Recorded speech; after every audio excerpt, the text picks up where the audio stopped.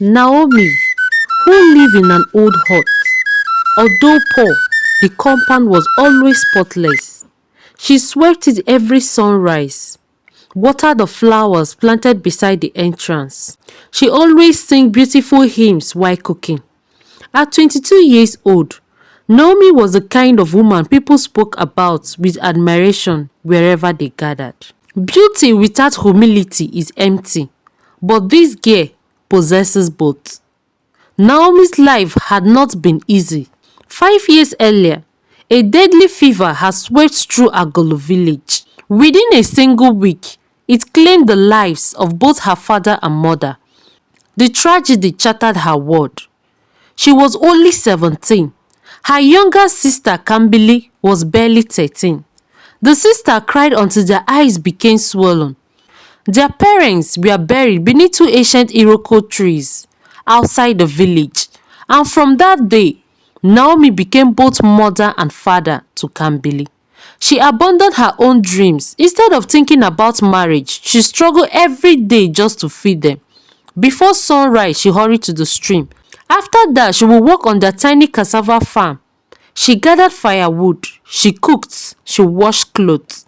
Sometimes, she walked several villages away carrying baskets of vegetables on her head, just to earn enough money to buy salt and palm oil. She did everything with a smile. Whenever Kambili complained about their poverty, Naomi simply smiled and said, "One day, God will remember us." Kambili nodded. But inside her heart, people always praised Naomi. Nobody praised her. Whenever visitors came to their compound, they admired Naomi. What a hardworking young woman. What a beautiful daughter. What a respectful child. They hardly noticed Kambili. Every compliment Naomi received became another thorn piercing Kambili's heart. As the years passed, that envy slowly transformed into a very big bitterness. Whenever Naomi laughed with neighbors, Kambili frowned.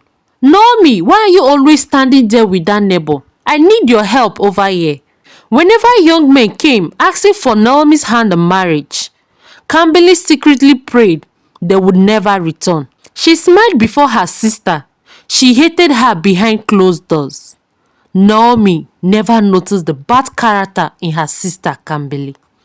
To her, Kambili remained the little sister she had sacrificed everything to protect. One bright afternoon during the season when yam leaves covered the farms with fresh green vines, the entire village became unusually easy. "The prince is coming," the drum echoed. The prince is visiting the market. Everyone rushed towards the village square. Even Naomi decided to go after finishing her chores. "Kambili," she called gently, "let us hurry before the crowd becomes too large and we won't be able to see the prince." The sister wore their best wrappers, though simple. Naomi's clean blue wrapper and white blouse made her look like royalty. Her long braided hair rested neatly upon her shoulders. When they reached the market square, excitement filled the air. Suddenly, the beat of the royal drum changed.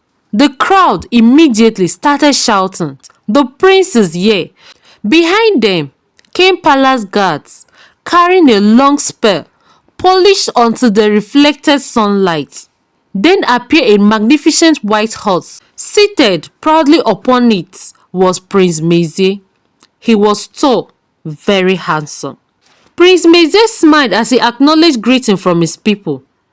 Across the crowded market, standing beside a basket of vegetables, he saw Naomi. Who was this woman? Her beauty was unlike anything he had ever seen. She was not dressed like a princess. She wore no expensive jewelries. She carried herself with quiet dignity. Even as other women struggled to attract attention, Naomi stood naturally, her face calm, her smile gentle, her long braids moving softly in the breeze. Prince Mezie could not look away. One of his guards noticed, "My prince, should I call her for you?" Without answering, Prince Mezie slowly climbed down from his horse. Ignoring the surprised faces around him, he walked directly towards Naomi. Immediately, Naomi lowered her eyes respectfully. "Your Highness, I greet you." Prince Mezie smiled. What is your name, beautiful young lady? My name is Naomi. And whose daughter are you? My parents are late, your highness. For a brief moment, sadness crossed the prince's face. Then he asked softly, are you promised to anyone? Naomi blushed. No, my prince. Prince Mezie looked at her for several seconds. Finally, he spoke words that shocked the entire marketplace. I will come to your home. I wish to ask for your hand in marriage. The villagers covered their mouths in astonishment. Even Naomi herself froze in disbelief. But no one's heart burnt more fiercely than Kambili's. As she watched the prince smiling warmly at her elder sister, jealousy rose inside her like a fire that had waited years to burn. She forced a smile. Your Highness, my name is Kambili. I am her younger sister. The prince ignored her. Inside her heart, a frightening thought quietly took root. If Naomi becomes a princess, then I will forever remain in her shadow. And before long, that poisonous thought will grow into something far more dangerous than she thought. On the night Prince Mezie and the palace prepared for the wedding, Naomi never arrived. Kambili pretended to sweep before the villagers, claiming that her sister had disappeared. Search parties combed the forests, streams, and neighboring villages for days, weeks, but Naomi could not be found. Everyone mourned her disappearance except Kambili. As months passed, Kambili guilt became unbearable. Every night she dreamed of Naomi calling her name from beneath the earth behind their hut. She heard phantom cries whenever the wind blew through the Udala tree. She became restless, sickly, and afraid. One evening, after a heavy rainfall washed away part of the soil behind the hut, Nneoma noticed a piece of Naomi's blue wedding wrapper protruding from the ground. Alarmed, she called the villagers. The earth was carefully dug up and they discovered Nneoma's remains. The entire village was thrown into grief.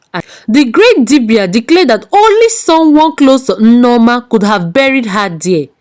Faced with the evidence and tormented by her conscience, Kambili broke down before King Ifedi, Prince Mezie, and the entire village.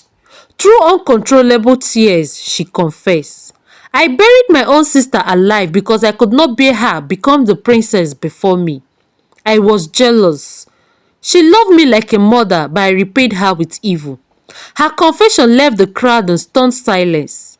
Prince Mezie fell to his knees, weeping for the woman he had loved but never had the chance to marry.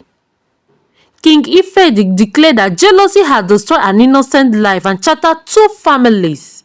Kambili was judged according to the custom of the kingdom and banished from Agolo for the rest of her life. She left the village with nothing but the burden of her guilt, wandering from place to place, never finding peace. Nneoma was given a royal burial, befitting the bride she never became. Though many noble families later offered him brides, he never married, choosing instead to honor Nneoma's memory throughout his life. Thank you very much for watching Tales by Grandma. Please don't forget to share and subscribe to this channel and turn on the notification button to get notified whenever I upload an interesting story. Bye.